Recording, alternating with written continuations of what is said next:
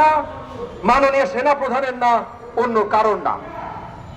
এই জিনিসগুলো পরিষ্কার করা খুবই জরুরি, কারণ আমরা দেখছি ভাই আবার বারবার ধোঁয়াশা রয়ে যাচ্ছে।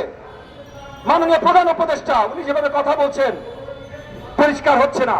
গতকাল একটা অনুষ্ঠানে উনার প্রেস সচিব বলেছেন ছাত্র জনতা যবে চাইবে তবেই নির্বাচন হইবে। কেন ভাই, ছাত্র জনতাকে আপনাকে স্বপ্নে এসে বইলা যাবে? ছাত্র জনতা মানে কি? ছাত্র না জনতা, নাকি আপনার সাথে ক্যাবিনেটে যারা আছে সেই ছাত্র দুইটা? কারা? পরিষ্কার করেন ভাই। কারণ জনতার বলার মাত্র দুইটা উপায় আছে, একটা হলো নির্বাচন, ভোট। আপনি বলছেন সেই নির্বাচন দেওয়ার জন্যই জনতার কাছে জানতে হবে। জনতার কাছে জানার যে একমাত্র উপায়, সেই উপায় নির্ধারণ করার আগে আপনি বলছেন সেটা দিতে হলে জনতার কাছে জানতে হবে। তাহলে জনতা কেমনে জানাবে? আর দ্বিতীয় উপায় যেটা বাকি থাকে সেটা হলো রাজপথে নামা। আপনাদের বিরুদ্ধে আমরা রাজপথে নামতে চাই না। আপনাদেরকে আমরা বসিয়েছি যেন রাজপথে সহজে নামতে না হয়। আপনারা শুধু আলোচনায় ডাক দেন, আমরা আলোচনা করে কাজ করি, এবং এই আলোচনায় আওয়ামী দোসরদের যেন না ডাকা হয়। আমরা ইতিমধ্যে বলেছি এবং প্রয়োজনে আইনি ব্যবস্থা নিব যেন আওয়ামী লীগের সাথে যে 14 দল ছিল তাদেরকে নিষিদ্ধ ঘোষণা করা হয়। কিন্তু একই সাথে আমি বলছি 2014 নির্বাচন থেকে 24-এর নির্বাচন পর্যন্ত এবং প্রত্যেকটা অন্যায়ের সাথে হাসিনার সাথে পাশে যে দাঁড়িয়েছিল জাতীয় পার্টি, এই জাতীয় পার্টি 14 দলের অংশীদার যদি নাও হয়, আমি প্রত্যেকটা অন্যায়ের অংশীদার।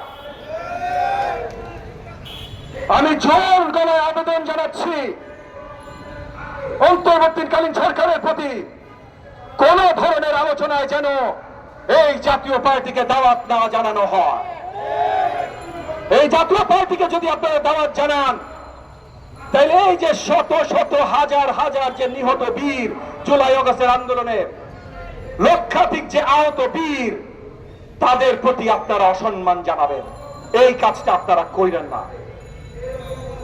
আমরা আজকে এই পোডিয়ামে দাঁড়িয়ে ছাত্র নেতৃত্বদের কাছে যা শুনেছি, গণমাধ্যমের কাছ থেকে প্রতিনিয়ত যা শুনে যাচ্ছি, এবং রাজনৈতিক দল ভাই আমরা ইউনিয়ন পর্যায়ে, গ্রাম পর্যায়ে আমাদের কানেকশন আছে, আমরা সেখান থেকে যা শুনছি, সবাই ভাই আমাদেরকে একটা কথাই বলছে এখনো কিন্তু একতার প্রয়োজন আছে।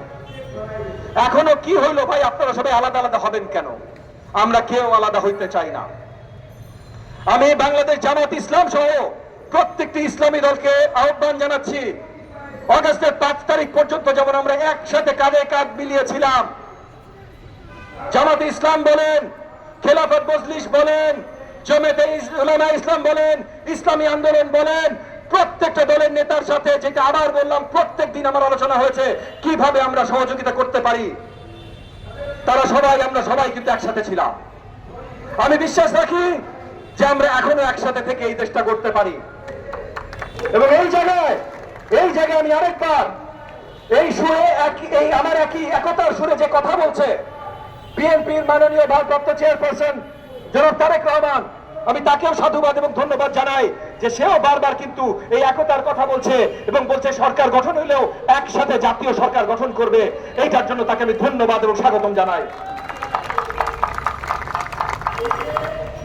একই সাথে আমার মিডিয়া ভাই বোনেরা, আপনাদের কাছে আমি অনুরোধ জানাই, এই যে স্বৈরাচারী হাসিনা, সে যখনই চট করে পট করে ঢুকার খবর ছাড়বে, এই খবরগুলো আপনারা প্লিজ এইভাবে প্রচার করেন না।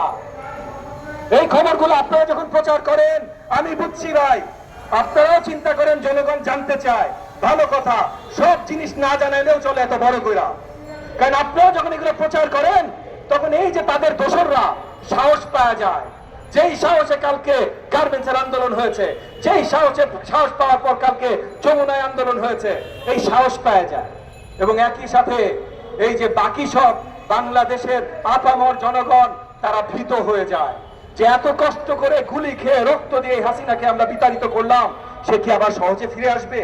তো আপনাদের প্রতি আমি অনুরোধ জানাই, আপনারা এইগুলা প্রচার করেন না। এবং শেষ আরেকটা অনুরোধ জানাই, আমার বক্তব্য শেষ করব, আমাদের মাননীয় সুশীল সমাজ যারা আছেন, আপনারাও কিন্তু আমাদের মাথার মুকুট। সবচেয়ে বেশি জ্ঞানী বিজ্ঞ আপনারা। আপনারা বিশ্ববিদ্যালয়ে পাঠদান করেন, আপনারা এনজিও চালান, আপনারা ব্যবসায়িক প্রতিষ্ঠান চালান, আপনারা অনেক জ্ঞানী গুণী মানুষ। এই জ্ঞান, আপনাদের যে জ্ঞান আল্লাহ তাআলা দিয়েছেন, সেইটা দেশের জনগণের জন্য ব্যবহার করেন। দেশের জনগণ যেন গণতন্ত্র ফিরে পায়। একদিকে তাকিয়ে এতদিন আপনাদের পছন্দের একটা সরকার ছিল, তাদেরকে সাপোর্ট করেছেন, এরপর আরেকটা পছন্দের সরকার চান, তাদেরকে সাপোর্ট করবেন, এরকম করেন না।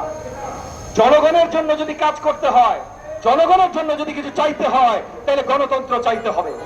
এবং গণতন্ত্র ফিরে নিয়ে আসার অন্য কোনো উপায় নাই ভাই, নির্বাচন ছাড়া। আমি আশা রাখি আমাদের একতা বজায় থাকবে। আমি আশা রাখি ছাত্র জনতার যা যেগুলো তারা প্রতীক্ষা করে, সেগুলো অন্তর্বর্তীকালীন সরকার বাস্তবায়নের জন্য কাজ করবে। আমি আশা রাখি এখন অন্তর্বর্তীকালীন সরকার আমাদের ডাক দিবে, আমরা একসাথে তাদেরকে আরো সফলতার দিকে নিয়ে যাব এবং শেষমেশ বাংলাদেশের জনগণ নতুন করে গণতন্ত্র সূর্য দেখতে সক্ষম হবে। আপনাদের সবাইকে অসংখ্য ধন্যবাদ। জয় বাংলাদেশ।